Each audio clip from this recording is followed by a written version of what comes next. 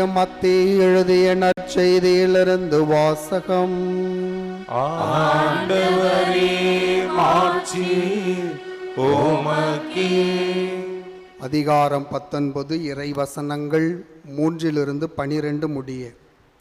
அக்காலத்தில் பரிசேயர் இயேசுவை அணுகி அவரை சோதிக்கும் நோக்குடன், ஒருவர் தம் மனைவியை எக்காரணத்தையாவது முன்னிட்டு விலக்கி விடுவது முறையா என்று கேட்டனர்.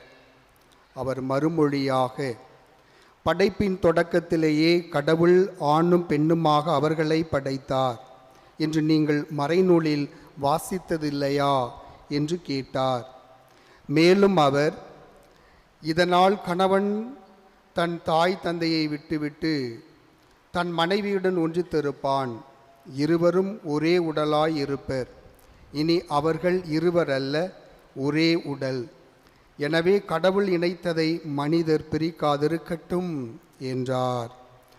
அவர்கள் அவரை பார்த்து, அப்படியானால் மணவிலக்கு சான்றிதழை கொடுத்து மனைவியை விலக்கிவிடலாம் என்று மோசே கட்டளையிட்டது ஏன் என்றார்கள்.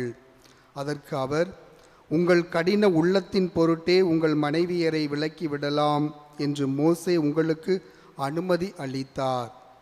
ஆனால் தொடக்கம் முதல் அவ்வாறு இல்லை. பரத்தமையில் ஈடுபட்டதற்காக அன்றி வேறு எக்காரணத்தையாவது முன்னிட்டு தன் மனைவியை விலக்கிவிட்டு வேறொரு பெண்ணை மணப்பவன் எவனும் விபச்சாரம் செய்கிறான் என நான் உங்களுக்கு சொல்லுகிறேன் என்றார்.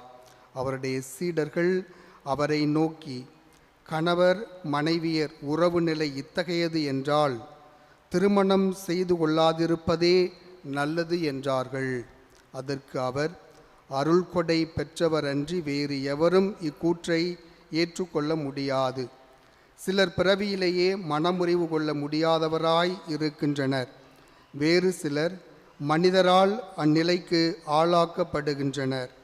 மற்றும் சிலர் விண்ணரசின் பொருட்டு அந்த நிலைக்கு தம்மையே ஆளாக்கி கொள்கின்றனர். இதை ஏற்றுக்கொள்ளக்கூடியவர் ஏற்றுக்கொள்ளட்டும் என்றார். ஆண்டவரின் அருள்வாக்கு.